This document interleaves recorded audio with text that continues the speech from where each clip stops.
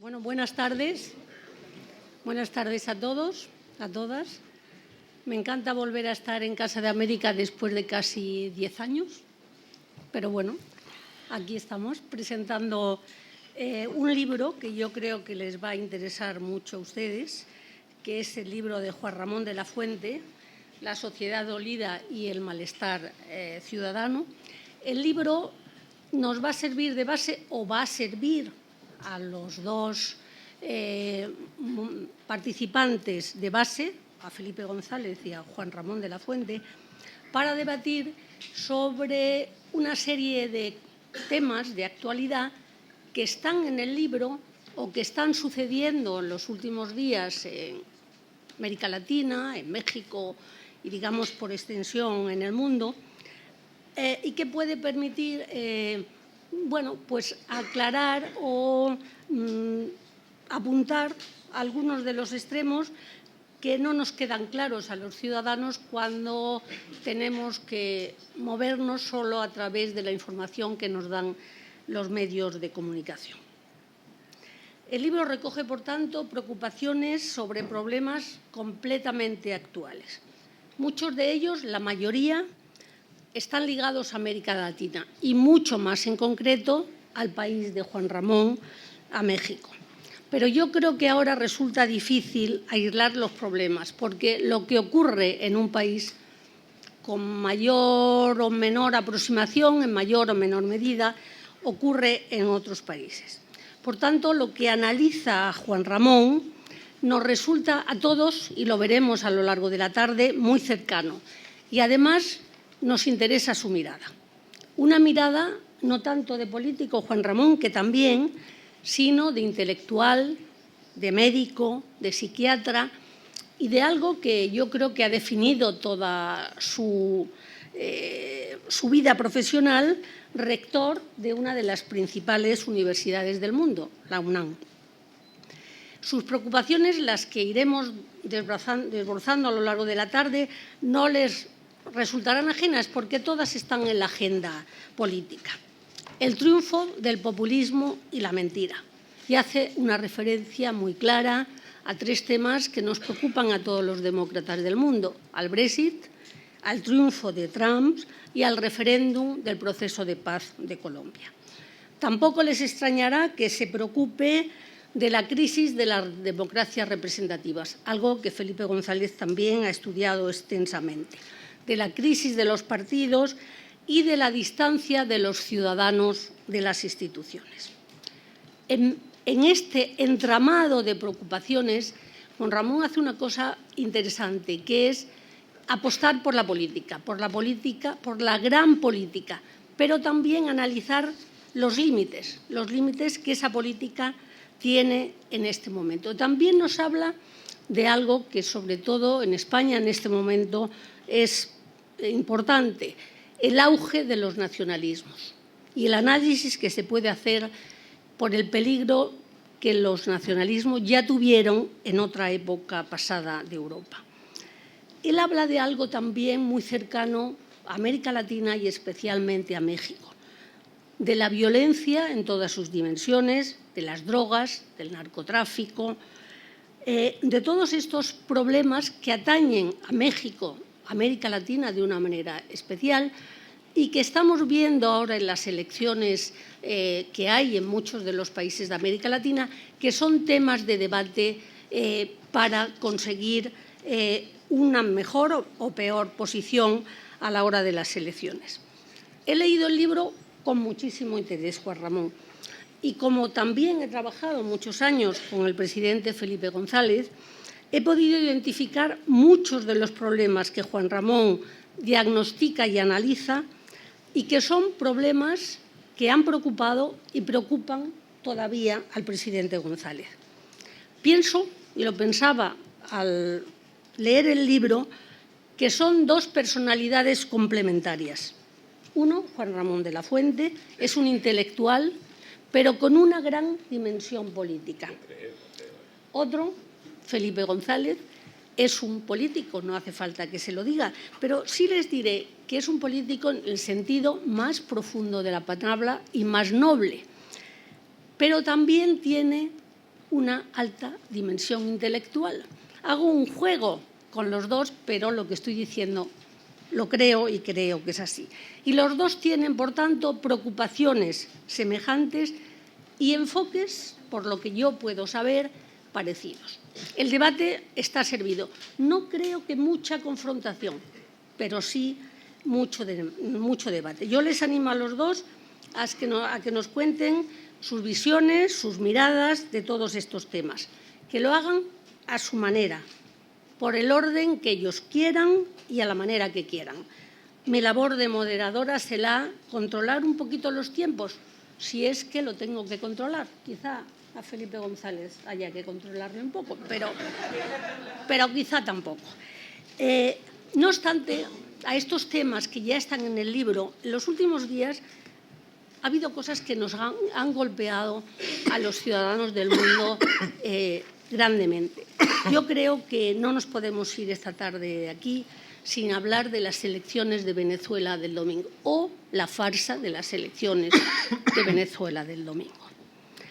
Yo creo que, aunque es un tema más nuestro, Cataluña, quizá podríamos oír alguna reflexión sobre lo que supone para la solución del conflicto más grande que tenemos de la transición del nuevo presidente de la Generalitat. No podemos dejar, y lo hablaba con Felipe González a la entrada, de hablar de las últimas decisiones de Trump y cómo eso afecta a América Latina, a Europa, al mundo, y cómo nos ha golpeado con la matanza de los palestinos. Yo creo que muy poca gente ha podido quedarse fría ante ver el día que cambia la embajada de Tel Aviv a Jerusalén la matanza tan tremenda de palestinos. En las primeras páginas del libro, Juan Ramón escribe, y cito textualmente: los males sociales siguen acosándonos y parecería que a veces nos resignamos a aceptarlos con el dolor con que un paciente escucharía el diagnóstico de un médico que lo priva de toda esperanza. Espero que hoy tengamos un debate que muestre, Juan Ramón, que no siempre es así, o en política y en la vida no siempre es así. Se pueden analizar los problemas, sopesar las dificultades, pero no siempre hay que resignarse. Yo diría que nunca hay que resignarse. El debate, por tanto, será lo que Felipe González y Juan Ramón de la Fuente quieran. Pero yo les he sugerido al entrar, y les sugerí ahora, si ellos quieren, que empezáramos a trabajar en dos bloques. Un primer bloque más político, centrándonos en América Latina, región que los dos conocen a la perfección, y después trataríamos temas que también afectan a lo político, pero podríamos denominar más sociales, que son la violencia, la droga, el narcotráfico, los problemas medioambientales, etcétera, etcétera. Y ya una última apreciación y les dejo. Este año y el próximo, es decir, 2018 y 2019, son cruciales para América Latina. Son 2 años en los que va a haber importantes elecciones presidenciales que, sin duda, van a cambiar el mapa político de la región. Hemos visto las pasadas de Venezuela, aunque fueran una farsa, eso tiene una repercusión importante en la región. En unos días tenemos Colombia, en unos meses tenemos México. A mí me gustaría oír las voces de Felipe González y de Juan Ramón también sobre estos temas. Pero, como he dicho, que será lo que vosotros queráis, yo le voy a dar la palabra a Juan Ramón para que inicie el debate y fluya sin cortapisas y sin límite, en hora y media, más o menos, que nos ha puesto de límite, en principio, la Casa de América. O sea, que sin más, Juan Ramón, tienes la palabra. Muchas gracias, Rosa. Buenas tardes. Vengan todas y todos ustedes. Brevemente, solo para no dejar pasar, un par de palabras de gratitud a la Casa de América, a la Universidad de Alcalá, a la UNAM y a la editorial que hicieron posible que este libro se presentara hoy aquí y que siempre es un privilegio poder hacerlo con dos personalidades como son Rosa, que intentará, como ya lo dijo, moderar a Felipe González, al presidente Felipe González, que no es tarea sencilla, pero lo hará seguramente si es necesario, y que para mí resulta siempre una gran oportunidad conversar con el presidente González, a quien conozco desde hace muchos años y a quien considero uno de los grandes jefes de Estado que ha habido en mucho tiempo. El tipo de figura, de estadista, que pienso que en los tiempos actuales, en muchas circunstancias, hacen falta. Entonces, aunque no siempre coincido en todo con él, nos une una muy buena relación y hay para mí hoy pues una especial gratitud por tenerlo como alguien que va a comentar, a criticar mi obra y con quien tendré la oportunidad de intercambiar algunas ideas en los próximos minutos junto con todos ustedes, que también para mí representa un gran privilegio que me acompañen esta tarde. Muchas gracias y entro en materia para quizá decir que lo que me propuse al escribir este libro de ensayos fue básicamente aprovechar mi condición de médico y de psiquiatra, como ya lo ha dicho Rosa, para tratar de entender un poco mejor las causas que subyacen al malestar ciudadano, que desde luego me enfoco en mi país, en México, pero que pienso que pueden aparecer muchas similitudes en otras democracias occidentales, donde hay una sociedad dolida y un malestar ciudadano, y claro que llego entonces a la necesaria reflexión de que el único análisis que me puede permitir a alguien como a mí llegar un poco más allá de lo que llegan habitualmente los analistas políticos o los científicos sociales o algunos buenos periodistas, es entrar al análisis psicosocial. Y creo que esta perspectiva a mí sí me parece que permite darle al análisis una cierta frescura, porque entonces veo a México, al sistema, como un organismo que tiene signos, que tiene síntomas y que atraviesa por un periodo de crisis emocional, porque finalmente muchas de las expresiones que estamos viendo no son más que emociones colectivas que se manifiestan de diversas maneras. Y viceversa, puedo entender mejor las consecuencias de la violencia, de la corrupción, de la inseguridad, de la impunidad, que son males endémicos en México, al ver cuáles son sus efectos sobre las emociones, sobre la vida emocional individual y colectiva. Y esto me permite entonces quizá ver el problema de las drogas con una perspectiva distinta, me permite ver lo que está ocurriendo en los jóvenes, que son siempre el centro de mayor atención en mi trabajo intelectual y profesional, porque están experimentando tasas altas de depresión, tasas altas de suicidio, tasas altas de drogadicción. Me permite también poner en perspectiva una relación de suyo compleja que ahora tenemos en México con nuestros vecinos del norte, por el presidente que ha llegado al poder por la vía democrática como parte de estas oleadas populistas y que ha sido realmente muy hostil y muy agresivo con los mexicanos.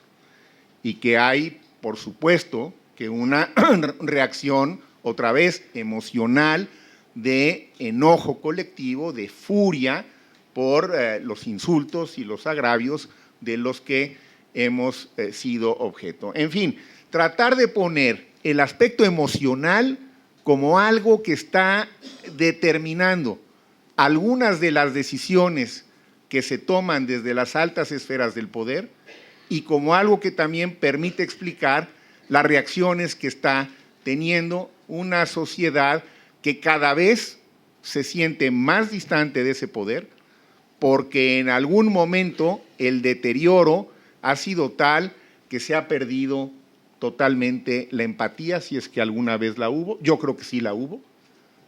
Yo creo que ahora no la hay.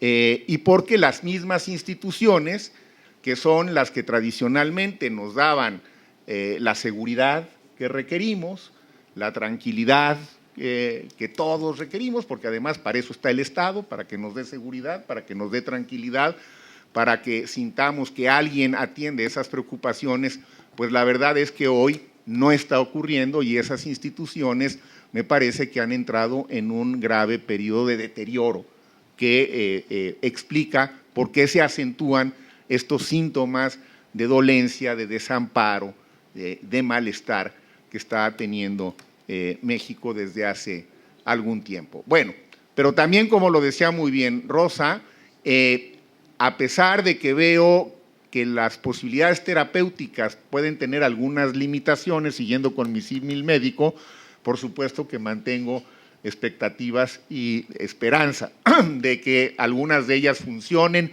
o por lo menos mitiguen parte del problema. Y es como nos pasa a cualquiera de nosotros cuando atravesamos por una suerte de crisis emocional. Creo que todos, sin excepción, en algún momento de nuestra vida hemos tenido una crisis emocional en mayor o menor grado.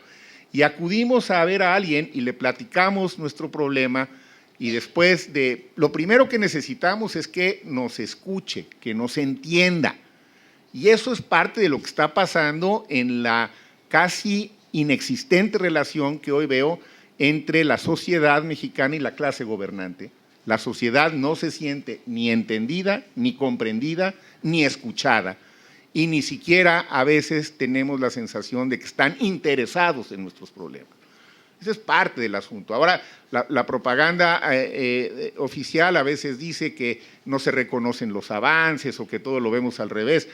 Yo creo que no, ese no es el tema. El tema es que no nos sentimos como sociedad que alguien está entendiendo la dimensión de nuestro problema real en lo individual y en lo colectivo. Pero una vez que se tiene esa empatía, si es que, y espero que se recupere, el siguiente paso que nos diría un buen terapeuta o una buena terapeuta es, bueno, ¿y tú qué vas a hacer al respecto?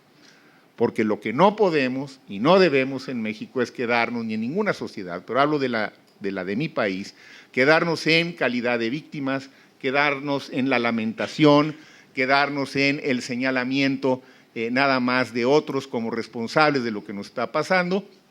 Tenemos que ser parte de la solución y la solución tiene que venir desde la misma sociedad. Algo que he descubierto en estos últimos años, desde que dejé la rectoría de la UNAM, es que se puede hacer política desde la sociedad, que no necesitas tener una militancia partidista, que no necesitas tener un puesto de elección popular, que no necesitas tener un puesto público para hacer política. Puedes hacer política desde la sociedad, planteando análisis que puedan resultar atractivos para otros, alternativas que puedan resultar seductoras para otros, y eso es un poco lo que he tratado de hacer en el libro, aprovechando mi experiencia profesional y mi visión propia de lo que ocurre en la sociedad mexicana. Y finalmente, para terminar esta primera presentación, que tiene más bien como propósito el tratar de compartir con ustedes por qué escribí esto y cuál fue mi enfoque, decirles además que como médico, por supuesto, que no necesariamente anticipo que estén ustedes de acuerdo con mi diagnóstico ni con mis propuestas. Al contrario, y como corresponde a una sociedad cada vez más plural, pues estoy más que acostumbrado a que pueda haber una segunda opinión o una tercera opinión, como suele ocurrir cuando alguien va a ver a un médico y le platica sus dolencias y si no te convencen, pues pides otra opinión. Lo que yo he tratado es no tener, por supuesto, ninguna conclusión definitiva al respecto, sino en todo caso estimular el debate y tratar de que con este símil de el médico que está frente a un enfermo que tiene signos y síntomas y que dice, si no hacemos algo se va a deteriorar, pues pueda haber una reacción y pueda haber entonces una serie de reflexiones que permitan, en todo caso, enriquecer el diagnóstico y plantear nuevas alternativas. Creo que las próximas elecciones de México, de las cuales habrá que hablar más adelante, representan una gran oportunidad para que esa sociedad dolida empiece a sentir de manera más efectiva, como tenemos que hacer cada uno de nosotros cuando tenemos un problema emocional. Sentir que estamos haciendo algo por resolverlo, sentir que tenemos la posibilidad de incidir en nuestro futuro. Ese simple sentimiento, y vuelvo a lo emocional, es muchas veces terapéutico, muchas veces reconforta, muchas veces ayuda porque nos saca de ese nivel de pasividad y de postración. Bueno, pues aquí lo dejo para ver qué nos dice el presidente González sobre algunas de estas y otras ideas planteadas en el libro. Muchas gracias. Bueno, muchas gracias, Juan Ramón. Yo conocí a Juan Ramón de la Fuente cuando era rector de la Universidad de México. Y entró a ser rector en un momento en que la universidad había perdido como mínimo un curso completo por una huelga muy dura, una ocupación de la universidad, hasta el punto de que la mayor parte de la gente en México daba por perdida la universidad. ¿Qué significa ser rector de la UNAM? Pues imagínense, significa como gobernar Luxemburgo, pero complicado. Porque un buen luxemburgués lo que pretende en la vida, ya que nació feliz, es morirse feliz y por tanto no meterse en ningún lío. Y el rector de la UNAM, por vocación, tiene que meterse en todos los líos del mundo cada día, cada minuto. Pero el equivalente, desde el punto de vista del universo que se gobierna, pero claro, de estudiante, no es lo mismo, es el equivalente a gobernar Luxemburgo. Solo la UNAM es una máquina maravillosa, preciosa. Bueno, se llevó, para que les den una idea de la cosa, se llevó 8 años aproximadamente rector de la UNAM, ¿verdad? Y yo he hablado muchas veces con él. Y no siempre hemos estado de acuerdo, como dice, ¿no? Y no pasa nada, al contrario, siempre he apreciado su capacidad de diagnóstico. Y el libro es un diagnóstico en miscelánea de esto que llama la sociedad dolida, ¿no? De la cantidad de problemas que se acumulan. Hay algunas ideas desde el principio interesantes. ¿Cómo conseguir que el ciudadano furioso se convierta en ciudadano democrático? En el sentido más original del término. ¿Cómo transformar la furia en una participación democrática que permita a los ciudadanos hacer lo que estoy absolutamente de acuerdo en que es posible hacer? Eso que llaman la sociedad civil, ¿no? Cuando las instituciones están en riesgo, cuando la política se banaliza o se hace insultante, descalificadora y agresiva. Cuando todo eso ocurre, algunas instituciones pueden sobrevivir, una vez incluso las ponemos en cuestión, como la universidad, que así acaba el libro con un canto a la esperanza de la universidad, más de la universidad, de la educación y del factor universidad dentro del sistema educativo, como también hace un canto de esperanza a un buen sistema sanitario, etc. Por lo tanto, él hace un diagnóstico muy detallado de los problemas que naturalmente, como todos nosotros, creen que en México son especialmente dolorosos porque es mexicano, y lo son. Por lo tanto, es muy difícil comparar, porque está sufriendo la violencia en México. Y la violencia viene del narcotráfico, la violencia contra la mujer, la violencia por la cantidad de gente marginada, tantos y tantos orígenes de la violencia que él va describiendo. Claro, y Rosa antes metía el dedo en el ojo, decía, bueno, en México ha habido un número de muertes violentas intolerable por año, intolerable. Es igual en cifras absolutas en los últimos 3 años que el número de muertes violentas que ha habido en Venezuela, con una diferencia. Venezuela tiene 30 millones de habitantes y México 128, ¿no? Es correcto. Es una pequeña diferencia. O sea que hay que multiplicar la violencia por no sé cuánto para situarse en la tragedia humana que se vive en Venezuela, en Caracas y en toda Venezuela, pero en Caracas especialmente. Por lo tanto, uno tiene que situarse en el mundo. Todo lo que analiza desde un punto de vista casi psicoanalítico. Juan Ramón de la Fuente, todo el diagnóstico que hace podríamos englobarlo dentro de un concepto para entendernos. Hay una crisis de gobernanza de la democracia representativa. Es una crisis de representación. Claro, los instrumentos de representación, de intermediación, son los partidos políticos, están en crisis, está en crisis la gobernanza, la democracia representativa. Es un elemento que se retroalimenta. Están en crisis los medios de comunicación tradicionales. Están de moda las noticias falsas. No es la primera vez que ocurren. De toda la vida ha habido noticias falsas. El problema es cómo corren ahora. Yo antes le hacía una broma a Juan Ramón porque él ya lo había sentido en México y algún amigo de México el día 17 me manda un mensaje diciendo: oye, acaban de decir aquí que has hecho unas declaraciones en la Casa de América 15 de agosto. Digo, 15 de mayo. El director de la Casa de América se hará responsable de estas declaraciones porque yo no estuve en la Casa de América y dejé de fumar cigarrillos en el año 2000. ¿Qué tiene que ver eso con el entrecomillado? Para que les divierta un poco. Pues el entrecomillado dice que, pone en mi boca, pero además, para darle veracidad a la escena, dice: enciende un nuevo cigarrillo y declara, entre comillas. Al rato vuelve a encender un cigarrillo y declara. Me ofende, porque si hubiera dicho un puro y no en la Casa de América, pues se hubiera acercado a la verdad, pero aquí no me lo hubieran permitido, así que tampoco. Y termina diciendo: enciende otro cigarrillo y continúa. Comillas. Por ejemplo, no conozco a López Obrador. La primera frase es que había conocido a Chávez después de su elección, porque hace el comparativo de Chávez, de López Obrador. Pero puede llevar a México a una catástrofe sin precedentes, pero peor aún de lo sucedido en Argentina o Brasil, porque su dependencia de Estados Unidos es mucha y su brecha entre pobreza y riqueza es enorme, tal. Bueno, la literatura es bastante descriptible y bastante infecta, pero lo curioso es que, claro, me llaman algunos amigos de México, amigos compartidos, me dicen: oye, pero tú has hecho esta declaración. Digo, ¿declaración de qué? Te la mando.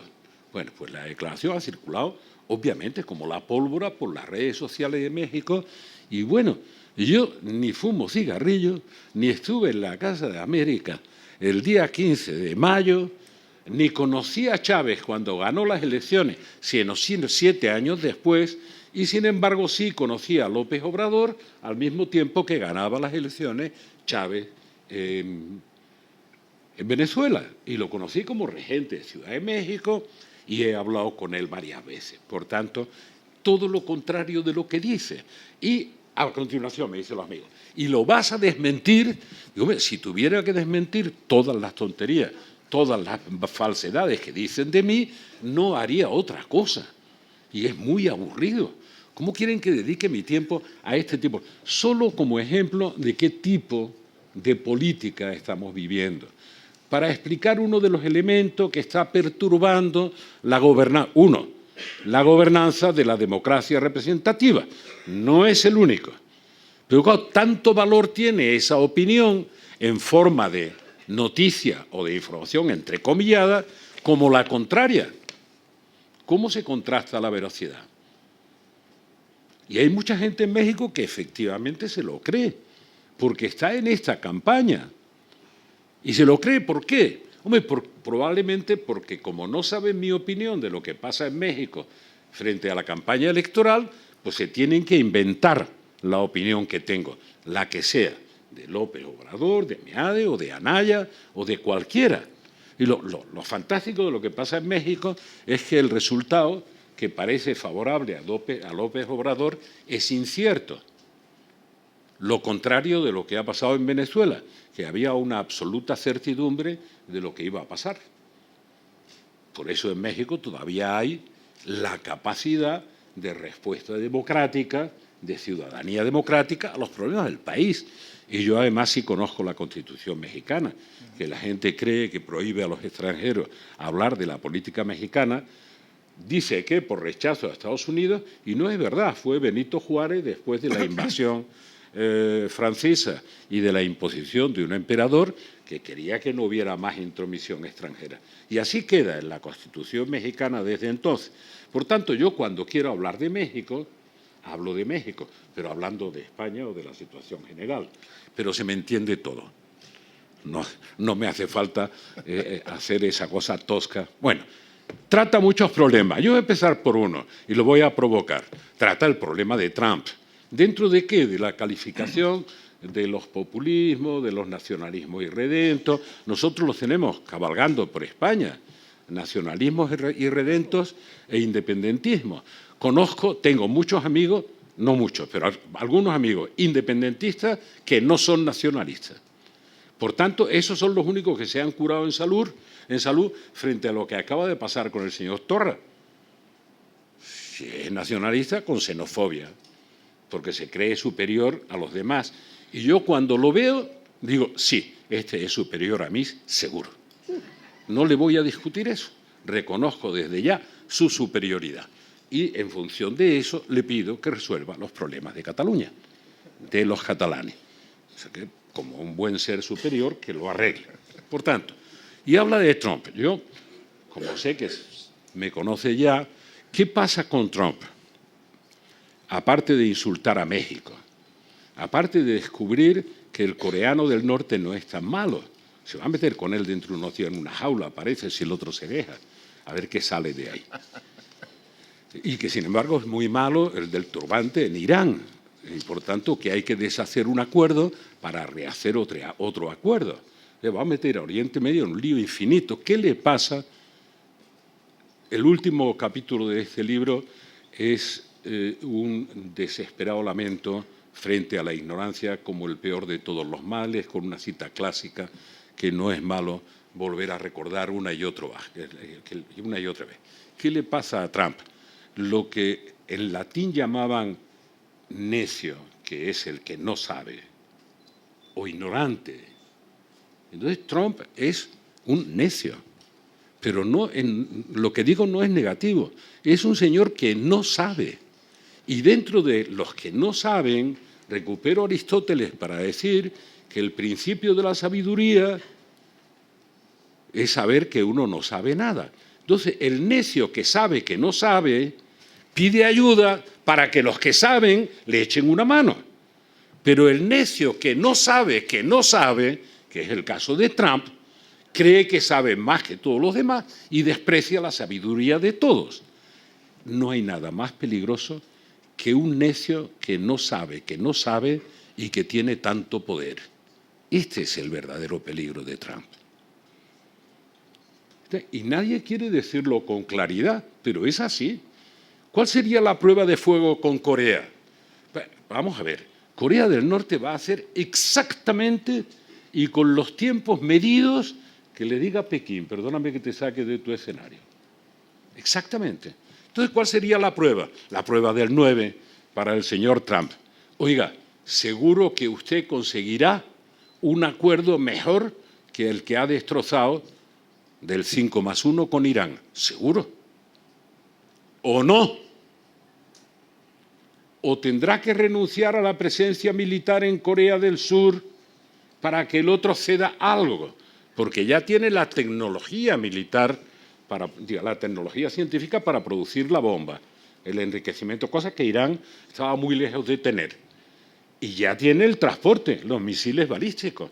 Luego usted tendría que conseguir destruir la tecnología. ¿Cómo se hace eso? ¿Cómo se destruye el conocimiento? Está complicado.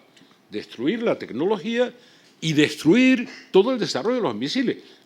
Y a cambio se tendrá que ir de Corea del Sur, que es lo que de verdad quiere, después de 40 años del acuerdo, China, porque quiere aplicar en cierta medida la doctrina Monroe a su espacio territorial.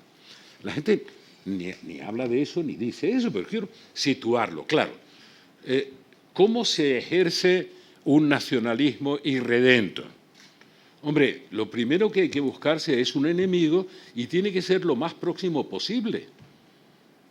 O tiene que ser tan poderoso que no importa la distancia. Entonces, el enemigo próximo posible para Trump es México.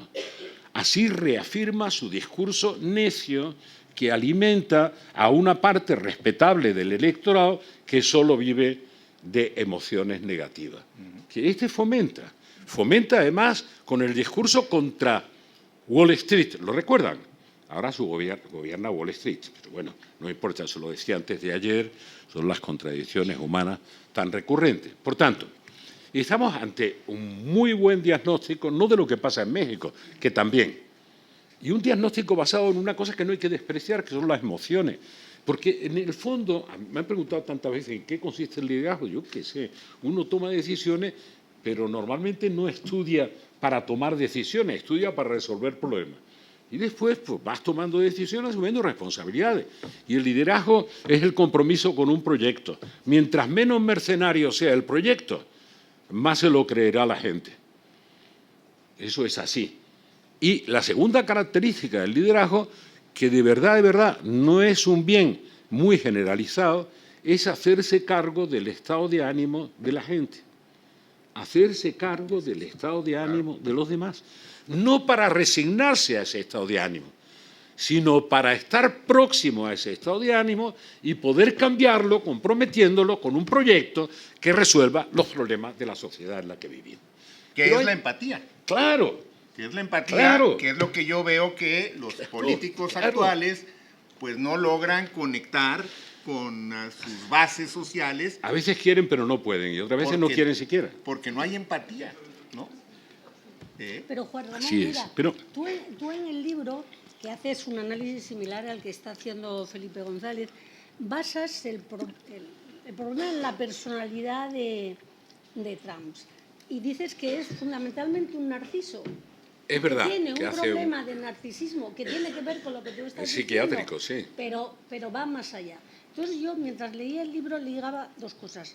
Tu definición Pero yo creo de que narciso, calificarlo de narciso le da un cierto valor al tipo. Es un necio. bueno, Por favor, con todo el respeto a Estados Unidos, es un necio. No llega el ni al peor. diagnóstico. Claro, es el peor de los necios. El necio que no sabe que no sabe. pero Si el que no sabe que no sabe, ¿cómo va a arreglar el problema? tú en un primer artículo que recordaba hoy... Por eso me callé. Ya no. No, yo te voy a callar. Como Haz un superó, poquito digo, de por eso me referencia. callé. Después de ese artículo, porque superó todas las expectativas negativas que yo pero tenía de él. escribías, hablando fundamentalmente que el problema inicial era el muro con México, entonces tú analizabas la posición de Trump y decías, el problema es el muro de su cerebro, Claro. que tiene que ver con esto que está diciendo. Yo por Decía, eso el le muro de su quería- cabeza se llamaba. El muro, claro, que estamos viendo con el paso del tiempo, porque hubo gente que pensó que ese muro, cuando llegara, desaparecería o desaparecería en parte. Y sin embargo, no desaparece. Y Juan Ramón hace un análisis ahí, ligándolo además con la mentira. Y yo me acordaba que el otro día leía en el Washington Post que decía que Trump hace 6,5 mentiras diarias, que ya es decir para un gobernante. Entonces, todo eso que tú analizas y todo esto que estamos hablando, ¿cómo tú lo explicas para ver qué puede pasar en México con la posición de Estados Unidos, que está tan cerca, y la campaña electoral? Porque yo veo que en la campaña electoral este tema está pasando por encima. Casi nadie habla de Estados Unidos ni del muro. Yo por los artículos que leo solo hablan de encuestas y se meten mucho unos con otros, pero no hablan de los temas de fondo y sobre todo no hablan de Trump, de Estados Unidos, que es un problema que tiene que ver con la política, que tiene que ver con los tratados comerciales, pero tiene que ver muchísimo con un tema que tú tratas, que es la violencia, que es el tratamiento de la violencia. Entonces, ¿cómo ligamos esa reflexión de Felipe a toda esa visión tuya de la personalidad de Trump y los problemas de México?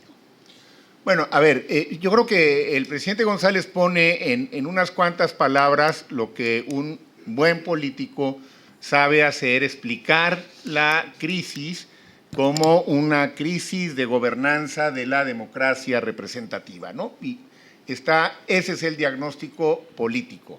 Ahora, la parte más psicosocial que acompañaría eso, porque lo acompaña, no lo contradice, y responde un poco a tu pregunta, Rosa, es A ver, un tipo como Trump, que hace lo que está haciendo con el vecino débil o con el adversario distante, aunque no sea tan débil, en el caso de México, es que lo que produce fundamentalmente es temor. Es decir, yo creo que sí hay un temor no muy bien fundado sobre hasta dónde, ¿no?, Trump es capaz en un momento dado de tomar decisiones que realmente pusieran a México en una situación contra las cuerdas, como decimos nosotros, ¿no? En términos económicos, si lo que va a hacer es evidente que ha usado el TLC como el NAFTA, el Tratado de Libre Comercio, como un instrumento para amedrentar, para inmiscuirse de alguna manera en el proceso electoral. Entonces, yo creo que sí es una fuerza que está jugando en el ánimo de los mexicanos en las elecciones, pero no tan poderosa como las razones internas. Yo creo que las razones internas pesan mucho más.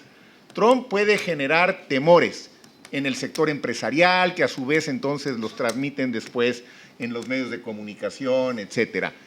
Pero la corrupción, la impunidad, producen un enojo que está a flor de piel. Y la violencia interna, la del crimen organizado por la absurda guerra contra las drogas que inició el presidente Calderón y que continuó el presidente Peña, esa produce un verdadero temor generalizado por ese tipo de violencia que estamos experimentando en México.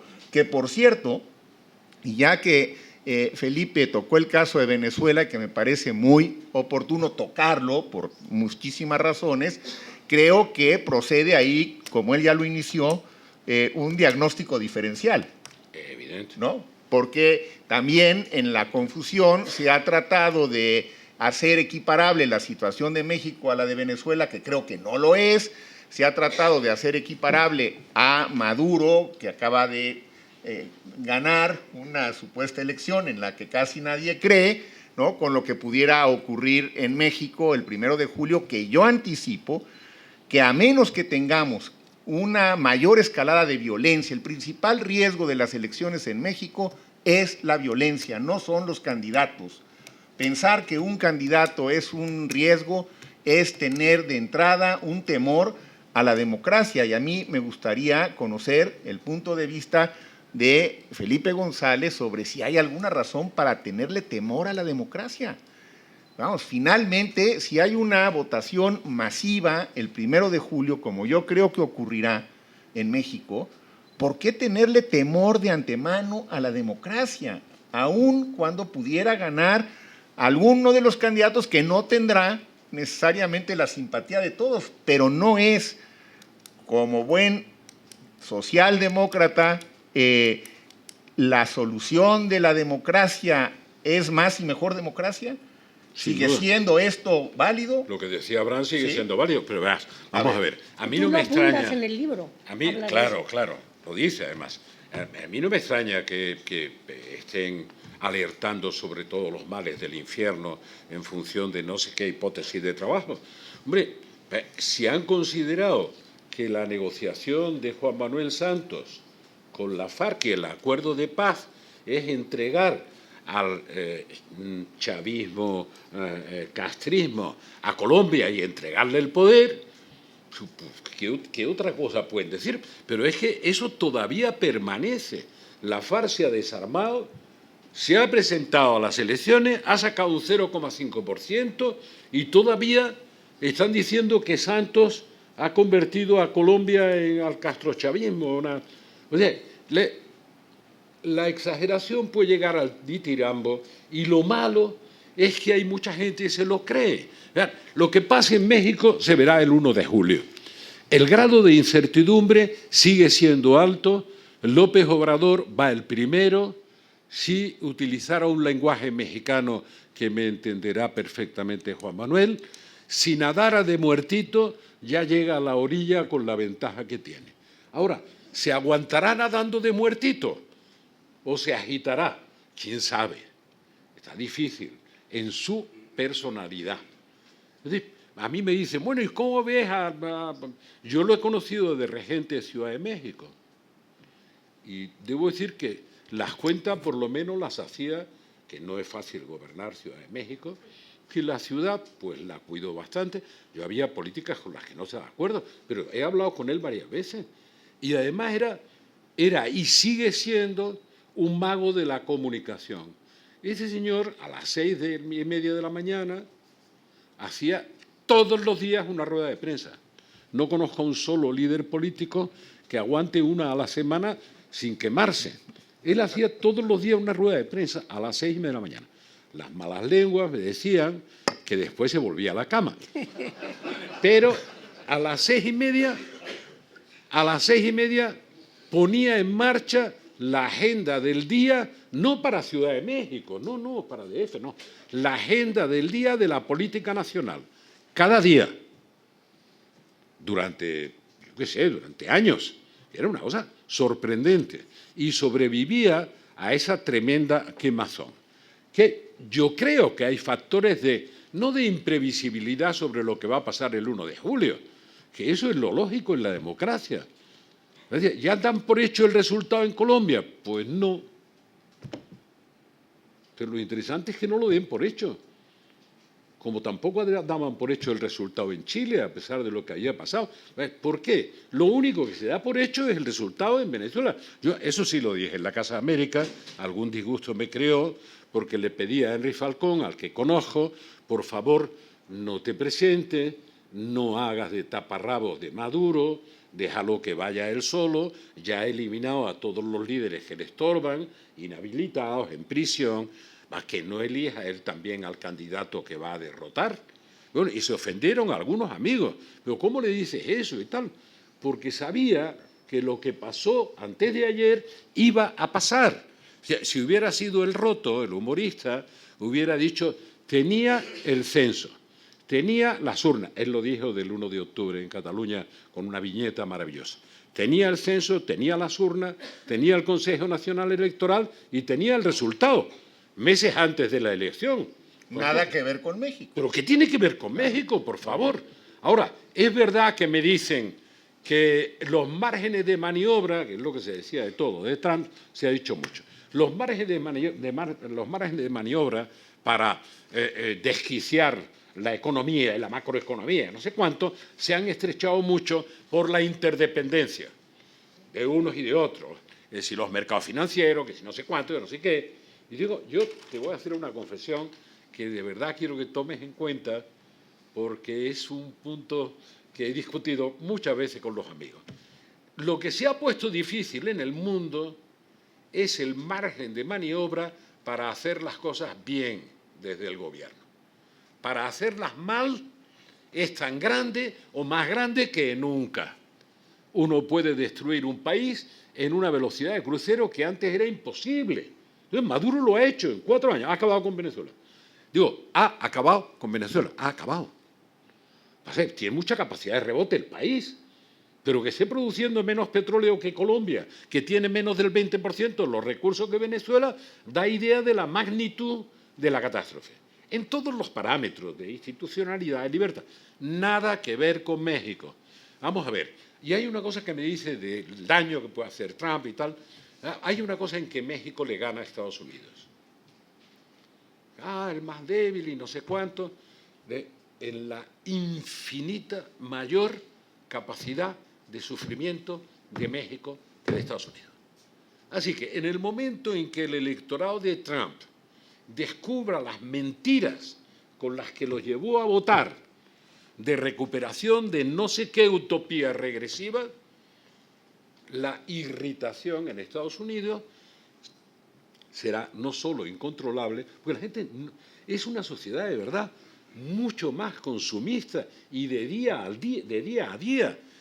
Y México es un país que es capaz de aguantar.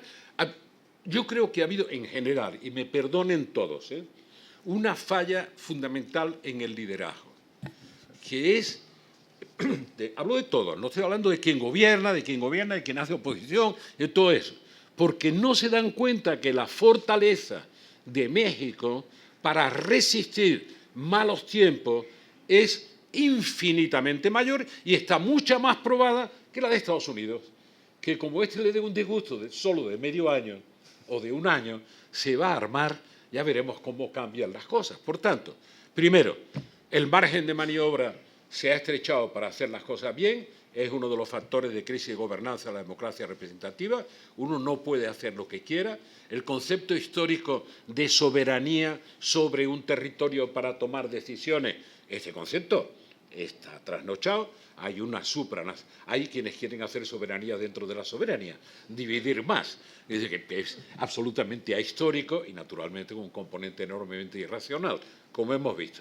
Pero es verdad que hay una interdependencia creciente. Es que nosotros, para no tenemos moneda.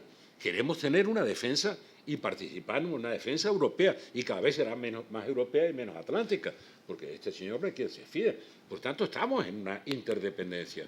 Ahora, una pregunta aquí, Felipe. A ver, o Rosa, cualquiera de los dos que tienen una visión interesante. Yo tengo la duda, desde mi análisis.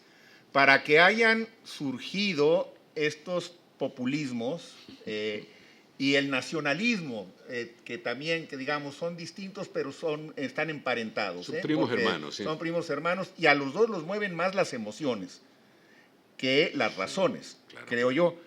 Ahí, si vale mi análisis psicosocial, creo que vuelve a tener más de un grano de razón. Son emociones colectivas. Bueno, pero para que esto surjan, el populismo en los Estados Unidos, a lo mejor el populismo en México, no lo sabemos, el nacionalismo en muchos países, incluido España, habría que preguntarse qué hicieron mal las democracias prepopulistas o prenacionalistas que de alguna manera generaron las condiciones para que estos procesos surgieran. Sí, eso lo dije exactamente con las mismas palabras al día siguiente del triunfo de Trump, que estaba en México, en Cuernavaca, en una inmensa reunión en la que desde entonces se decía la amenaza del populismo, no sé cuánto, tal. Yo arranqué el debate con esa reflexión. A ver, para criticar los populismos, lo primero que hay que hacer es analizar autocríticamente en qué han fallado los responsables políticos no populistas para que se haya abierto tanto espacio para la demagogia populista. ¿En qué? Mientras no se haga ese análisis crítico, vamos a perder todas las batallas si el único elemento es el miedo que le van a dar a usted los populistas. Si el manejo de las emociones es el fundamento del populismo, ¿cómo queremos ganarle en el manejo de las emociones? Ellos son los que la dominan. Claro. Es una cosa ridícula, pero en fin. Pero tendrá algo que ver también el papel no de los medios de comunicación tradicionales, que esos han jugado su papel en relación con el poder siempre, sino las redes sociales. Sí, claro. Facebook. Sí. O sea, cómo alimentan esos populismos, cómo las mentiras, si es que Juan Ramón, tú lo hablas en el libro, es que, claro, las mentiras se expanden a toda velocidad, el ejemplo que tú has contado. Entonces, cuando hay un malestar, que hay, cuando hay un distanciamiento de la política, de los ciudadanos hacia las instituciones, hacia la política, cuando hay una forma de participación, que hay algunos que empiezan a pensar que no es tanto la democracia representativa, sino lo importante es la democracia participativa. Claro, participar desde el anonimato de las redes, todo eso es muy fácil. Yo creo que esto es todo muy complejo, que se ha producido en 10 años, o sea, que se ha producido en los últimos 10 años. Antes no pasaba, yo recordaba leyendo el libro, pues claro, que no hace 10 años, hace 20 o 30, Felipe, yo era portavoz, y era más fácil, 20 de o 30. De todo hace más de 20. Claro, pero claro, cuando yo analizaba los medios y la relación con el poder y cómo los políticos podían tomar decisiones libremente o con bastante libertad al margen de los medios, ahora es muy difícil. Entonces, eso ha dado paso a unos... El coreano, que te interesará mucho, el que hace, entre otras cosas, uno de los ensayitos que hace fantástico, el coreano alemán, claro, que es de la psicopolítica, ¿no? Que es muy interesante, porque es una de las cosas que dice que a mí me golpeó fuertemente. Nunca esta sociedad ha recibido más información, nunca, la sociedad en la que vivimos, que la que se recibe ahora.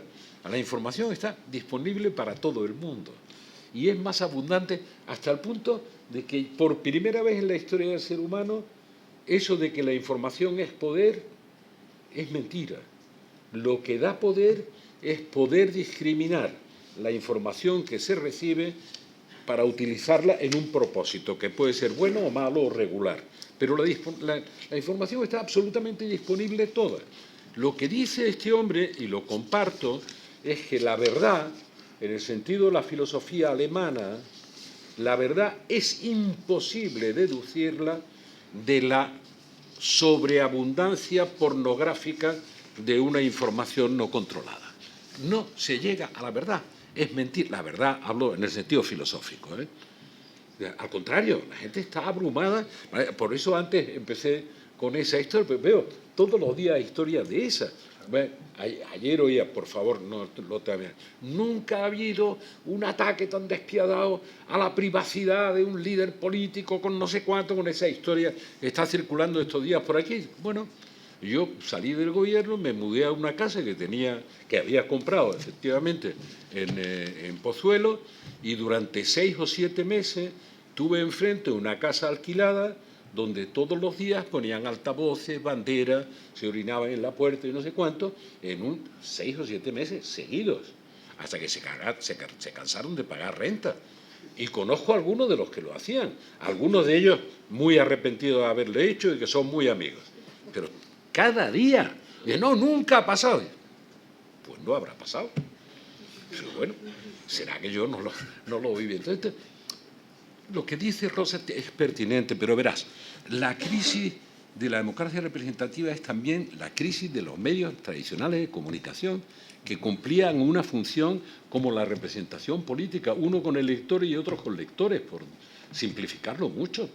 Eso está en crisis. Lo ha reventado las redes sociales, que han democratizado el acceso, pero naturalmente no han depurado la información.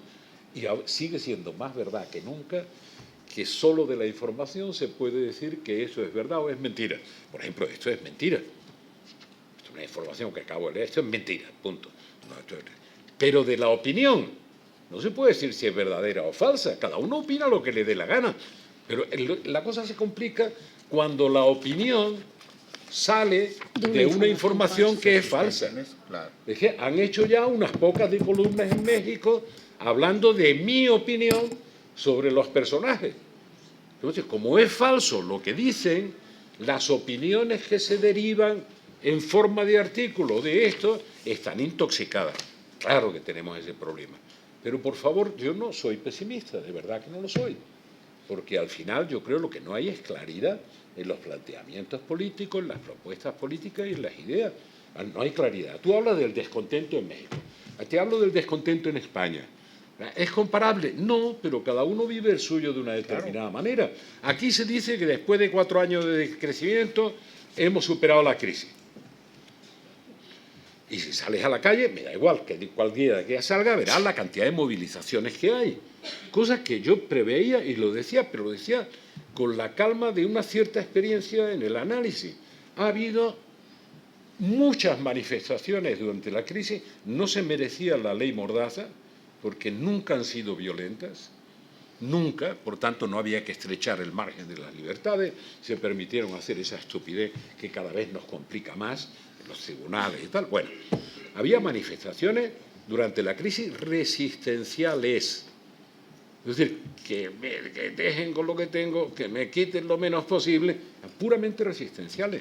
Ahora todo el día estamos presumiendo de cuánto crece la economía y lo bien que va España y no sé cuánto. Y las manifestaciones se han vuelto de resistenciales a reivindicativas. Y de lo mío que hay. Si todo está bien, de lo mío que hay, porque a mí no me ha llegado. Por tanto, dígame usted cuándo me va a llegar si esto va tan bien. Y así la tiene una miríada de manifestaciones. Cuando tú hablas de las protestas, me divierte mucho, dice, los ciudadanos enfurecidos. Yo algunas veces digo, lo que pasa es que a contracorriente, imagínate los insultos que recibo por eso. El gran problema de gobernar es que todas las reivindicaciones tienen una explicación y una justificación, pero la suma de todas no hacen un programa de gobierno. Eso es. Ahora, hay un elemento que creo que se liga a esto y al comentario de Rosa, no sé qué les parezca, que yo sí encuentro que comparten, por ejemplo, el populismo y las redes sociales. Creo que el populismo es ante todo una opción para los excluidos, para finalmente los excluidos del sistema, para estos que dicen cuándo llega lo mío. Entonces el populismo se vuelve muy seductor, se vuelve muy persuasivo como opción. Y yo creo que las redes sociales también han sido un espacio idóneo para los tradicionalmente excluidos en la toma de decisiones, en la opinión pública, los que estuvieron siempre excluidos de los medios tradicionales de comunicación, que ahora encuentran en las redes sociales un espacio para reivindicarse ante sí mismos, para poder expresarse sin ningún tipo de control, sin ningún tipo de inhibición, plagado de imprecisiones o de mentiras, como las quieran llamar, pero sí hay, es decir, yo no desconectaría en mí, otra vez, en mi análisis psicosocial, no sé, la perspectiva más política, a los populismos del fenómeno de las redes sociales. Sí encuentro que hay algunos vasos comunicantes. Muchos. ¿No? Y que las redes sociales propician ¿Cuál es el matiz? La oleada populista. Pero, ¿cuál es el matiz? Por ejemplo, aquí las movilizaciones, que son muchas, muy abundantes, por cierto, muy pacíficas, repito, en el 99,99,99 de los casos, no se pueden identificar con movilizaciones de excluidos. No digo ya las de las mujeres el 8 de marzo y posteriormente. No, las del personal sanitario, las de maestros, las de funcionarios de prisiones, no se pueden... O sea, los excluidos son los marginales, sí. Y son fundamentalmente clases medias golpeadas por una mala redistribución de las cargas de la crisis. En la clasificación media, media, media baja, media alta. Pues no son... Más inconformes que excluidos. Ah, claro. Entonces, gente que ha padecido diferencialmente la crisis respecto de otros sectores de la sociedad y que ahora cuando dicen que va muy bien el país y la economía crece mucho, dicen, oiga, vuélvame por lo menos a mi posición de partida. No diga que va bien para todo. Me pasó en Bruselas el otro día con Juncker, que decía, por fin hemos superado la crisis, quedan las cicatrices. Digo, perdona, yo veo todavía heridas abiertas y no cicatrices.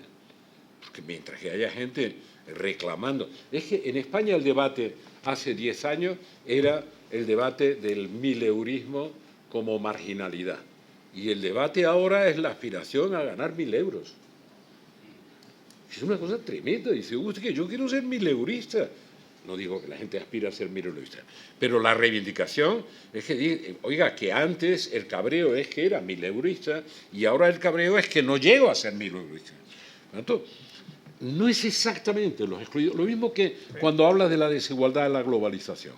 A ver, ¿qué impresión te mereció ese capítulo? No, como yo estoy de acuerdo en que el modelo de la economía financierizada de la globalización es un modelo que genera desigualdad en la redistribución del ingreso, ese punto de partida me aproxima a lo que dice. Ahora, lo que fueron los movimientos antiglobalización en el arranque de este fenómeno, que nace de una revolución, galopa sobre una revolución tecnológica que se da en los países desarrollados, pero que por primera vez, a diferencia de la revolución industrial, corre como la pólvora. Algunos países la aprovechan más y otros menos, y trastoca absolutamente las relaciones de poder y de representación económica del mundo. Por tanto, territorialmente, lo único que hay que decir consistentemente es que el occidente, sobre todo noroccidente, pero el noroccidente desarrollado, que dominó la revolución industrial y que estaba en punta en la revolución tecnológica, ha perdido una inmensa cantidad de poder relativo que se traslada del oeste al este y en parte del norte al sur, en gran parte del norte al sur. Por tanto, el fenómeno de la desigualdad no significa incremento de la pobreza, sino distancia en la distribución del ingreso, porque la pobreza no solo no ha aumentado en China, hay 800 millones de seres humanos que han salido de la pobreza. Sin embargo, la desigualdad en la distribución del ingreso se produce. También pasa en América Latina. Sí. En América Latina más. Está saliendo México de la pobreza. Claro. Y, sin embargo, la desigualdad se mantiene. En Chile, por Y en ejemplo. algunas veces incluso crece, pero sobre todo se mantiene. Entonces, lo que digo es, ¿por qué genera desigualdad el modelo de la globalización? Uno. ¿Y cómo intentar introducir elementos de gobernanza para corregir la desigualdad? Ayer oía en las intervenciones de Salamanca hablar de la sostenibilidad y de la inclusión, que uno se refiere al medio ambiente y el otro a, digamos, la cohesión social. Es que es un factor de sostenibilidad tan importante como luchar contra el cambio climático. Si las políticas no son incluyentes, si de verdad no son redistributivas, el modelo no es sostenible. Y no hago una aproximación ideológica, olvídense, que yo me sitúo más aquí o allí. No, no, ese modelo se va a destruir solo porque es un modelo en el que la redistribución del ingreso es demasiado desigual para ser sostenible en el tiempo. Pero territorialmente no es verdad. Han aprovechado más la revolución tecnológica los países que antes eran países no desarrollados que los desarrollados. Esta es la verdad. Y la primera potencia, antes le llamaban la fábrica del mundo, pero la primera potencia tecnológica del mundo en 10 o 12 años era China. Produce más ingenieros de software, solo China, que el resto del mundo juntos. Lo repito, porque hablamos de la innovación y tú te preocupas de la universidad. Solo China produce más ingenieros de software que la totalidad del resto del mundo.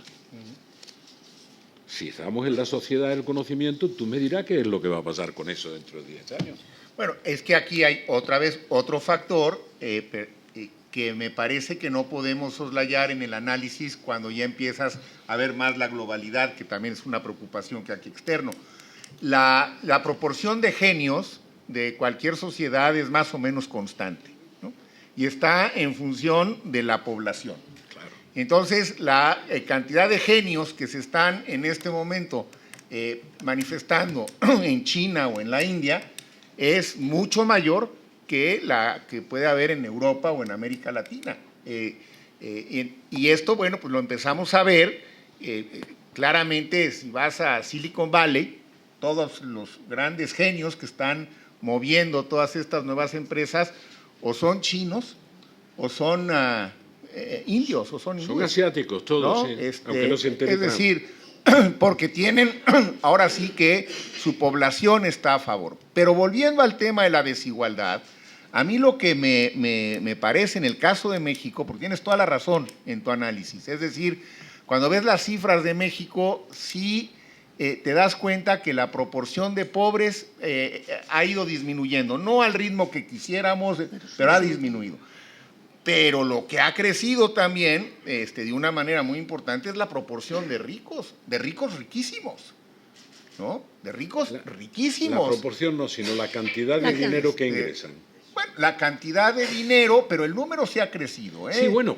O sea, a lo mejor más, tienes toda la razón. Si creciera mucho, sería perfecto, claro. Sí, sí. Entonces, si se hiciera muy rico, Claro, el 70% pues, qué de la bueno, población... pues sería buenísimo, ¿no? Entonces el problema es Pero el es que 10%. América Latina es la región más desigual del mundo. Eso es. Más que India, Pero no- más que pero China. no la más pobre, No la más pobre. Hay que recordar Pero- una y otra vez Pero eso. eso es lo que estamos hablando. pero que la estáis desigualdad hablando. no le está pegando a Europa también. Sí. Pero es parte del problema. Es más, uno de los desafíos de la socialdemocracia en sentido clásico es que la socialdemocracia tiene instrumentos de redistribución clásicos que están crujiendo, como sanidad, educación, los servicios gratuitos y universales que están crujiendo, y tiene pocos instrumentos, porque no están pendientes de eso, para ver los nuevos nichos de marginalidad, de exclusión y de pobreza. Por ejemplo, aquí se habla, por ejemplo, de la discriminación contra la mujer en el empleo, en los salarios, no sé cuánto, del mayor desempleo de las mujeres y tal.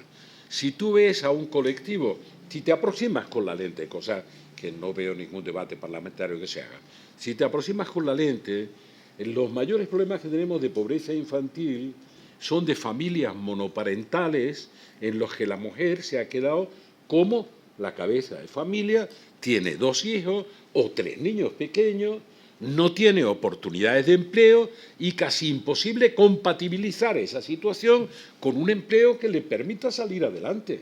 Y bueno, ¿hay alguien que ponga el foco en eso? ¿O la ley se hace con carácter general? Pues esos nuevos focos de desigualdad, de marginalidad, etcétera, eso no lo están viendo, no sé por qué, quizá porque están en otras peleas, que sean las que sean, pero no están viendo que la sociedad se está por debajo, por la base de la sociedad, se están desprendiendo algunos colectivos que tienen situaciones muy concretas, que los llevan a una situación dramática de marginalidad, que afectan a los niños y que afectan sobre todo a las mujeres y a los niños. ¿Y tiene la socialdemocracia alguna posibilidad de volver con fuerza en los próximos? ¿A mí qué me pregunta? Pues por eso te la pregunto, no, porque yo por acá lo digo, pero... No, pero verá. A ver, es que también ha perdido atractivo, ¿no?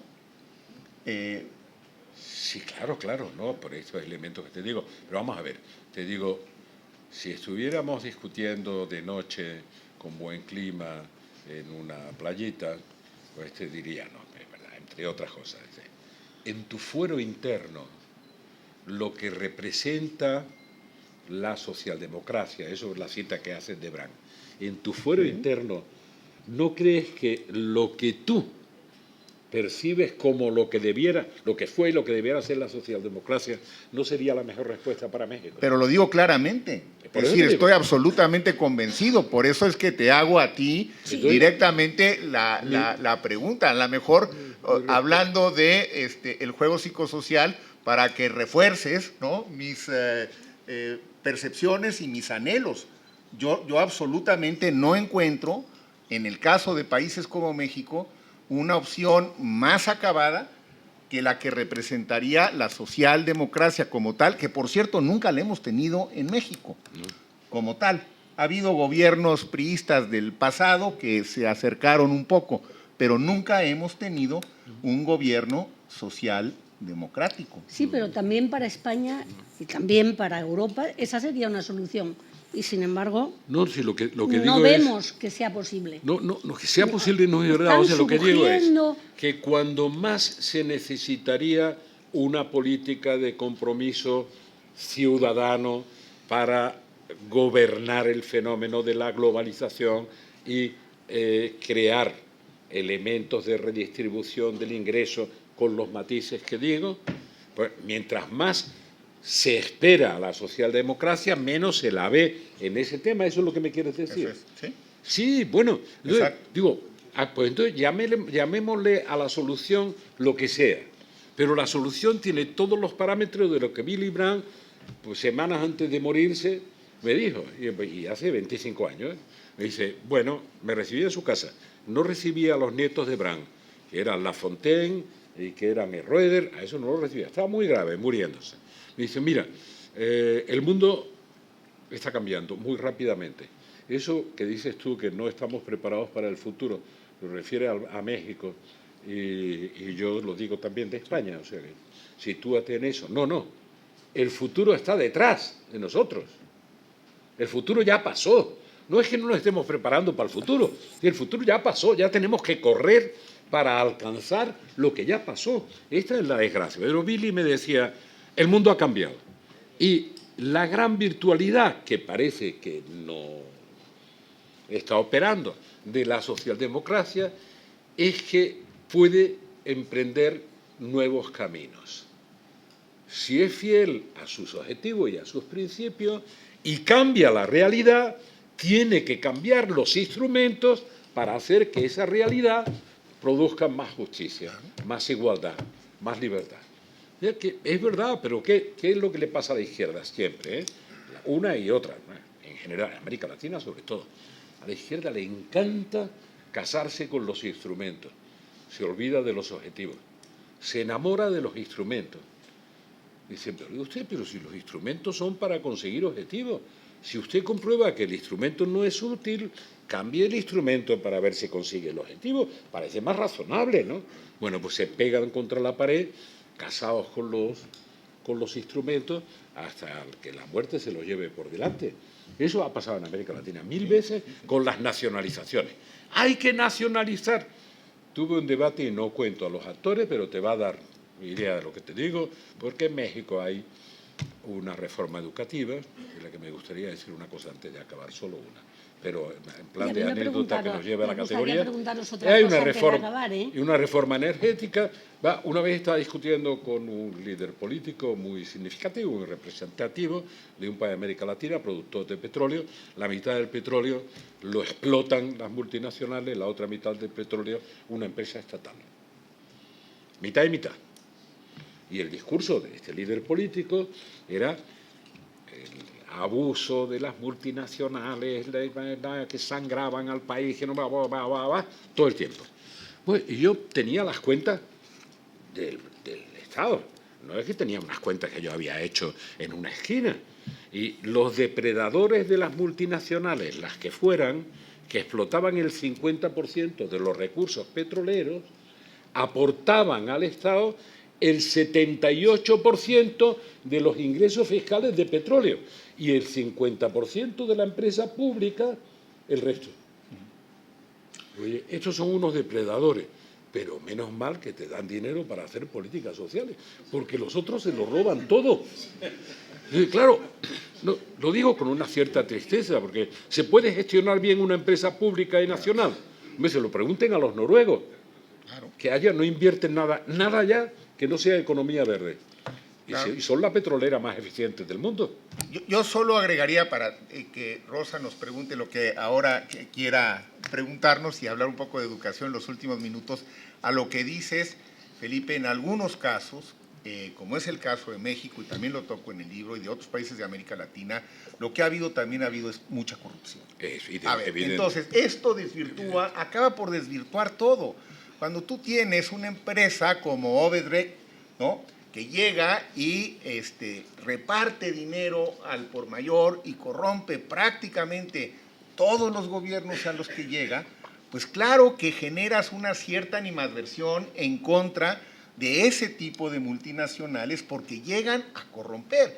Entonces, el problema es que se entremezclan las cosas. Incluso con mi amistad y mi cariño por Lula, solas no han ido de la mano del poder. Eso es. Entonces, yo creo que en el análisis sí lo que yo pienso, y por ahí lo toco, que habría que diferenciar, porque creo que el elemento que verdaderamente pervierte, desvirtúa y genera esta gran animadversión es el de la corrupción que algunas, no digo que todas, llevan consigo. Como aquí, lo está viviendo aquí, está viviendo en Madrid, te da apuro como buen mexicano de asombrarte un poco lo que pasa.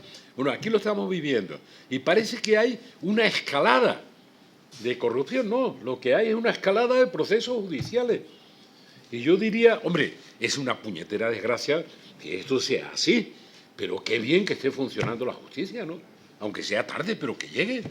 Qué bien que se sepa que impunidad no hay. Qué bien que eso sea así, ¿no?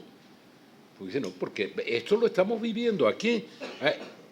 Como siempre, en términos de volúmenes, pues toda comparación hay que hacerla con cifras y da igual, no merece la pena, porque algunos dicen que solo se han corrompido por un poquito, pues peor, ¿no? Pues ya que te corrompe, que sea caro. Eso de venderte por 1000 no tiene ningún mérito. Dice, bueno, te han vendido por 100.000, pues bueno, ya por lo menos eso te quita las penas para el futuro, si las tienes. Pero bueno, en todo caso, tenemos ese fenómeno en todas partes, está corroyendo la credibilidad de los políticos y arrastra la credibilidad de las instituciones. Y de la democracia. Eso es. O sea, es que es el bloque. Y por tanto de la democracia. El bloque de todo es la crisis de la gobernanza representativa. Están todos los elementos de los que estamos hablando, están ahí. Pero ya vamos terminando. Hay dos temas que no quería que nos fuéramos sin hablar. Uno, aunque ya hemos hablado un poco de ello, Venezuela.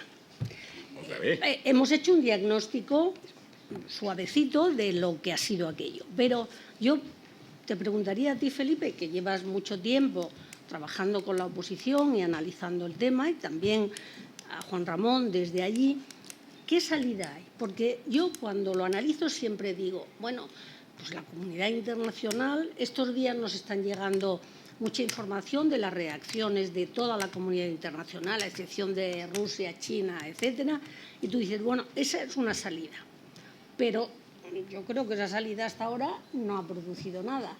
El diálogo que dice un compatriota nuestro, pues parece que no solo no lleva a ninguna parte, sino que es realmente una propuesta vergonzosa, a mi juicio. Entonces, ¿qué salida hay para que un país no siga destruyéndose?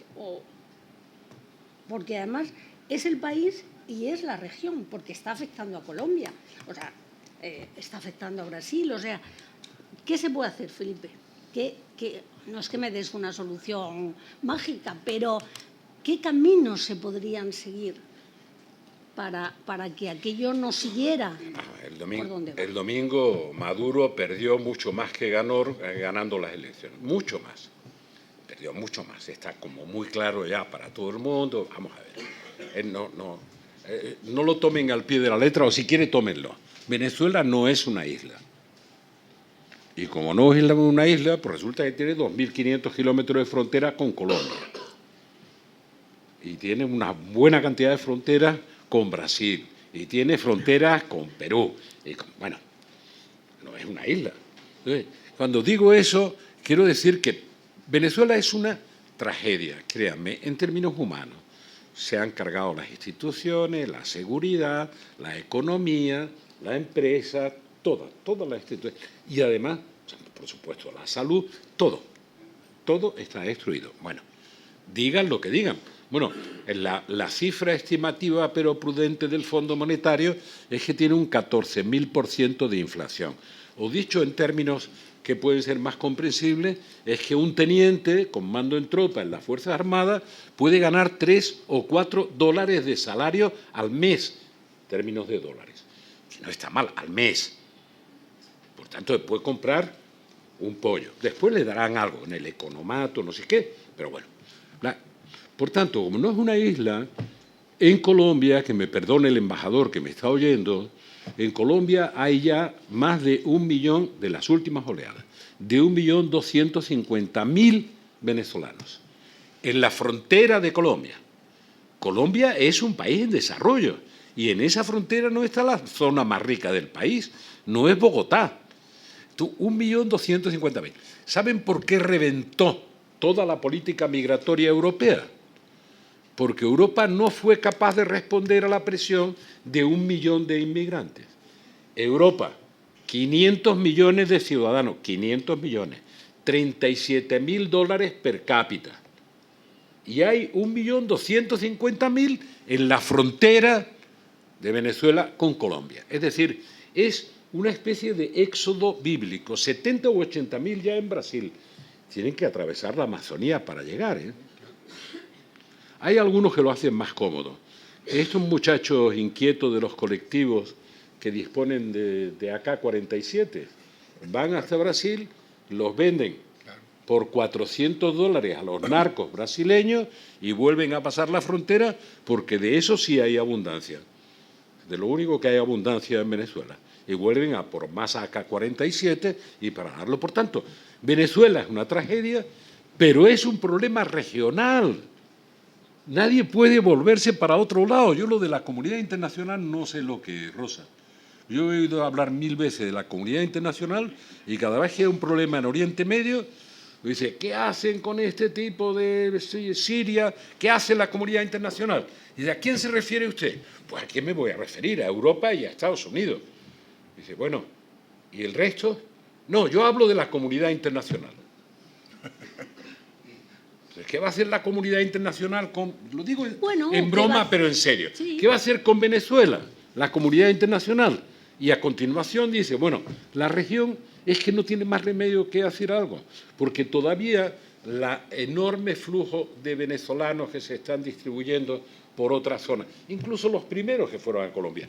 No hablo de los primeros que se fueron con dinero, incluso aquí a Madrid. Ahora tenemos inversiones de la boliburguesía importantes en Madrid y divertimento de los bolichicos por aquí, por Madrid y tal. Pero después de eso salieron mucha gente y son profesionales técnicos. Esos técnicos han puesto a producir Ecopetrol en Colombia. Y han animado a la industria petrolera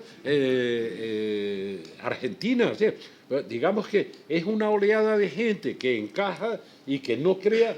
Pero, oiga, que lo otro es un éxodo bíblico. Hay que pensar cómo un país de 47 millones de habitantes de pronto tiene una presión en frontera de 1.400.000 o 500.000 personas. ¿Qué servicios le dan y tal? Bueno, pues aún así, Colombia está dando la cara, se ha convertido, ese sí que es un problema. No es lo que critican a Santos de la FARC y estos cuentos del alfajor, ni la fiscalidad, ni esta historia. El problema es cómo gestiona Colombia eso. Por cierto, con un 25% de esos que han venido, que tienen vínculo de nacionalidad con Colombia, es inevitable. Los que salieron antes para allá o sus hijos. Por tanto, lo que digo es, no va a durar. Tú me dices, ¿cómo va a salir? Pues no lo sé. Lo que te digo es, no va a durar. Cuando la oposición, con sus divisiones, sus despistes y toda esa historia, y la desesperación que a veces me produce, y dice, bueno, ¿y qué va a pasar el día 21? Digo, lo mismo que el día 19, pero mucho peor para la gente, porque ya no necesitan votos ya no necesitan pedir votos. Por tanto, todas las bolsitas de comida que ponían en las puertas de los colegios electorales, con los CLAP y el carnet de la patria, dice, todo eso ya no tienen necesidad de hacerlo. Necesidad para ganar. Por tanto, ¿qué va a pasar el 21? Que la situación va a empeorar respecto de la situación del 19, lo cual es así. Y dentro puede haber una reacción. No hay. Lo que ha pasado, lo que nos están contando, hasta lo que nos están contando es mentira. Bueno, lo que no hay, y lamento decirlo, no hay una dirección política unitaria de la oposición para, de alguna manera, hacer que la gente desesperada no esté, además de desesperada, políticamente huérfana. Eso no lo hay y tendrán que empeñarse en hacerlo cuanto antes. Que hay explosiones de descontento en todas partes. Lamento decir, en los cuarteles no hay una sola semana que no estén deteniendo a oficiales y algunos de ellos torturándolos, vejándolos. La situación es una situación explosiva, repito, y nunca caeré en la tentación de decir que con ese nivel de pobreza no hay ningún gobierno que aguante. No es verdad.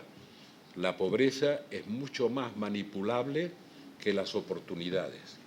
La pobreza extrema, esa economía que lleva al individuo a la supervivencia día a día, hace que el poder lo pueda manipular mucho más que el que tiene oportunidades.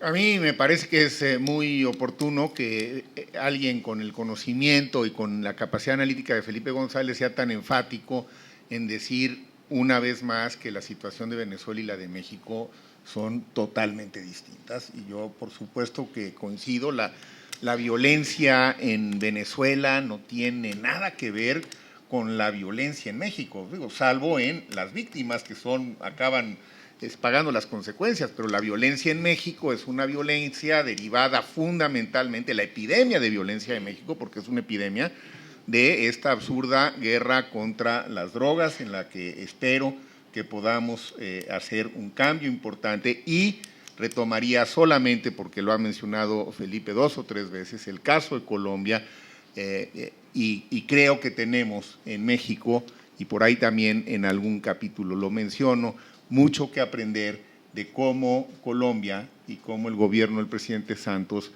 ha manejado esta tregua, esta pacificación, porque yo también soy de los que creo que en México tiene que haber algún tipo de pacificación. No podemos seguir con esta tasa cada vez más abultada de muertes, pero también de desaparecidos. Y nada más para no dejarles la idea de que el tema no es suficientemente importante, yo creo que ha faltado en el debate de las campañas en México, salvo una que se ha hecho, que fue planteada como una suerte de amnistía y que generó todo tipo de reacciones, ha faltado una propuesta u otras propuestas que apunten en la dirección de lo que ha hecho Colombia, con todos los problemas que ha tenido el gobierno, pero que hoy es inobjetable que ha logrado pacificar en buena medida un país que venía arrastrando un problema de guerra interna de muchísimos años. A México, me parece, no sé qué piensen ustedes, pero creo que le urge un planteamiento que apunte en esa dirección, considerando las características propias de lo que estamos viviendo en México. Vamos a ver, México declaró la guerra al narco hace 11 años, ¿no? Así es. Hace 11 años, con Felipe Calderón, cuando llegó. Nixon se la declaró hace 50, o se van a cumplir 50 ahora. Exactamente la misma declaración de guerra se hizo en Estados Unidos. Nuestro enemigo principal es este, por delante de la Unión Soviética. 50 años después, década a década, año a año se hace una evaluación, década a década se evalúa esa declaración de guerra, si vamos ganando, vamos perdiendo. Cada 10 años diagnostican esa guerra la vamos perdiendo. Dice, ¿y qué solución le da? Más de lo mismo. Por tanto, creo que la reflexión hay que meterla, dice usted, más leña al fuego. Pues llevan 50 años con esta broma, se van a cumplir pronto 50 años. Hay por ahí una plataforma de expresidente y otro diciendo, oiga, como dice la parte del libro en la que es más médico, político y profesor mezclada, es en el tratamiento del tema de las drogas, claro, porque obviamente al final, con toda la precaución del mundo, dice, oiga, o regula usted este fenómeno desde la droga menos peligrosa o igual de peligrosa que el alcohol u otra, como la marihuana, hasta las más peligrosas, o lo regula para controlarlo, o en una parte ponen los muertos por sobredosis y en otra parte los muertos por tiro, que es una de las broncas que he tenido a veces, amistosamente, con amigos de Estados Unidos. La policía mexicana es corrupta, es ineficiente y está contaminando a todas las autoridades. Digo, pues sí, debe ser así, pero de los 70 narcotúneles que se han descubierto, que tienen un agujerito por este lado de la frontera y otro por la parte de Estados Unidos, los 70 lo han descubierto los corruptos, ineficientes mexicanos y ninguno los eficientes y saludables americanos. ¿Por qué será que por allí el agujerito de salida es que no lo ven ustedes o cómo es la cosa? Dice, hombre, es que si lo ves así, digo, ¿cómo quieres que lo vea? ¿Cómo quieres que vea que un tercio de las armas de mayor potencia de fuego de Estados Unidos se vendan en la frontera mexicana? ¿Cómo quiere que lo vea? Usted ponga los muertitos de balazos en la otra guerra, que nunca se había declarado como es. Recuerdo que el presidente Calderón me dijo que era una cosa absolutamente coyuntural. Digo, será mientras dure su presidencia y la siguiente, presidente. Una vez que saca las tropas a la calle para combatir esto, es muy difícil retraerlas otra vez, no volverla a meter en los cuarteles, muy difícil. Porque en realidad, solo diré eso, el combate contra la droga, no sé si alguien lo está enfocando así, creo que no, por eso me desespera. El combate contra la droga es un 85% inteligencia y un 15% operación. Repito, un 85% inteligencia y un 15% operación. Y tal como está planteado, es como tomar una colina. Es 85% operación e inteligencia la que se pueda. No, no es posible. No digo, lo digo en serio. Yo tengo algunas cosas no racionales, ya que estamos hablando de la reacción. Y mis vínculos con México no son racionales, como con Colombia, que además soy ciudadano colombiano. No hay un componente racional. Y dice, oye, ¿usted dónde se quiere usted ir a pasar unos días tranquilos? Hombre, pues a la costa del Pacífico mexicano. Me acuerdo cuando gobernaba Zedillo, le digo, me voy a ir por carretera hasta Los Ángeles con mi hijo Pablo, que anda por allí, por el Silicon Valley y tal. Dice, sí, eso es un viaje muy bonito para hacer con el niño, pero te llevo en avión hasta la frontera y de allí coges ya la furgoneta y te vas. Así, no me recorres el territorio mexicano con una furgoneta, pues tiene sus peligros. A 50. Y en aquella época era seguro. Por favor. comparados De todas con- maneras, el como tema de la siempre. droga tampoco, aunque lo solucione un país, y eso No es de un país. no es un país. No es un país. Todos los países toman una decisión. No, la o- comunidad internacional. Bueno, que tú hijo, llamas. ya no lo volveré a decir. No, sí, a mí me parece que es muy preciso. Pero tú también lo utilizas, Sí, perdona. claro tú que lo utilizo, hablas por de la eso comunidad es para meterme internacional. contigo. Cuando hablan de la comunidad internacional, Putin se ríe y el chino mira para otro lado. Xi Jinping dice, ¿quién será eso de la comunidad internacional? Y los japoneses dicen, ¿cuánto hay que pagar? Ya está. Y así, a eso se reduce. Por primera vez América Latina está de verdad reaccionando a una crisis en América Latina. Va muy por detrás de por dónde va Europa en la reacción contra la crisis de la democracia de Venezuela, por llamarle de alguna manera. Ahora, Colombia, la campaña, como en México, campaña de programa yo no he visto, a lo mejor la hay, ¿eh? No hay. Pero los debates, yo en Nada. Colombia tampoco veo debates de programa y tal. En Colombia, en la bestia negra se llama Petro. Y Petro dice, le preguntan por Maduro, pues da igual, yo lo conozco de cuando era alcalde de Bogotá, pues, bueno, conozco bien a Fajardo, en fin. Y Petro cuando le preguntan por Maduro, le dice, ese dictadorzuelo, ni siquiera le da categoría de dictador a tiempo completo, le llama dictadorzuelo. Le rebaja un poco el nivel, porque no le da todos los galones. Pero bueno, estamos en esa operación de despiste y sin hablar de la educación nos vamos. Bueno, yo ya os quería, pero es que yo creo que ya el director me dirá que se nos ha pasado el tiempo. Sí, que Hablar no- de la educación que no sería... hemos pagado por tanto tiempo. No, estamos bien de tiempo. Si queréis, dos palabras, porque tu libro, que yo cuando lo empecé a leer pensé que no era positivo en el sentido de que no veía solución, todo es muy dramático y con dificultades para afrontarlo. Sin embargo, terminas con una apuesta bonita sobre la educación, sobre la sanidad y sobre algo que muchos nos gusta, que son los libros. Aquí está Miguel, que le gustará. Tu última frase es: por eso sé que quien aprecia la capacidad de transformadora de los libros tiene que estar interesado en la vida. Entonces, bueno, pues después de todo lo difícil que ha sido el libro, pues he pensado que era pues un final feliz. Pues gracias. Yo creo que no es casual que mis últimas líneas fueran dedicadas a la educación, porque en realidad este ha sido mi tema fundamental durante los últimos 15 años. Y venimos, tanto el presidente González como yo y algunos otros rectores y exrectores que nos acompañan esta tarde y funcionarios de Universia, de una reunión justamente en donde se habló de este tema.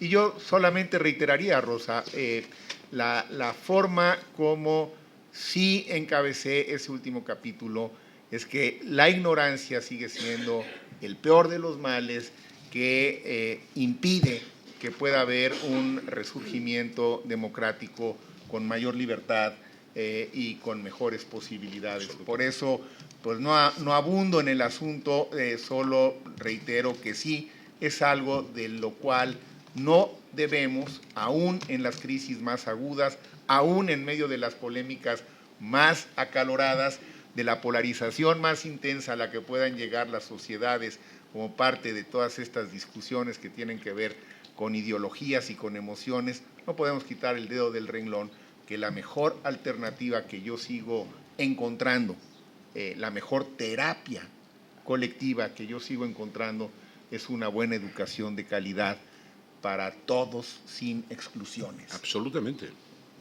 Yo les prometí contarles una...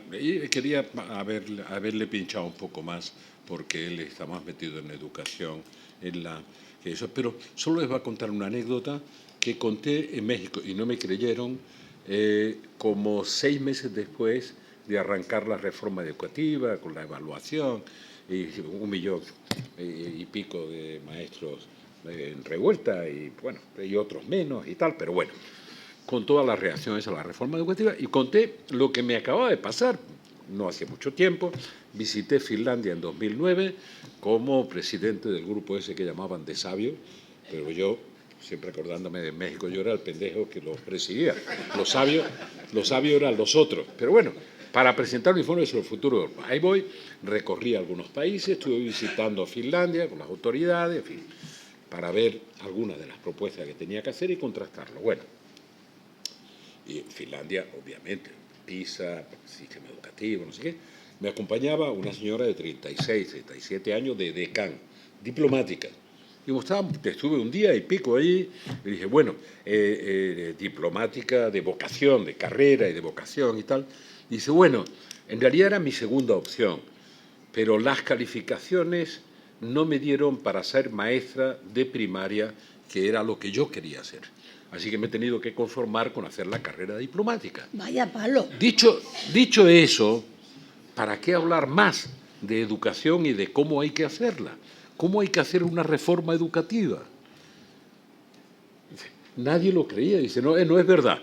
Y en España tampoco lo creían, porque pasa más hambre que un maestro. Nos obligó a no llamar maestro a los maestros y llamarle profesores, como si fuera más digno ser profesor de una materia que maestro, para ayudar a la gente a enrumbarse en la vida. Pues bien, gracias de todas maneras por el esfuerzo. Y no estamos tan en desacuerdo, pero yo te voy a seguir dando caña, ¿no? Yo ya os dije que no ibais a estar en desacuerdo.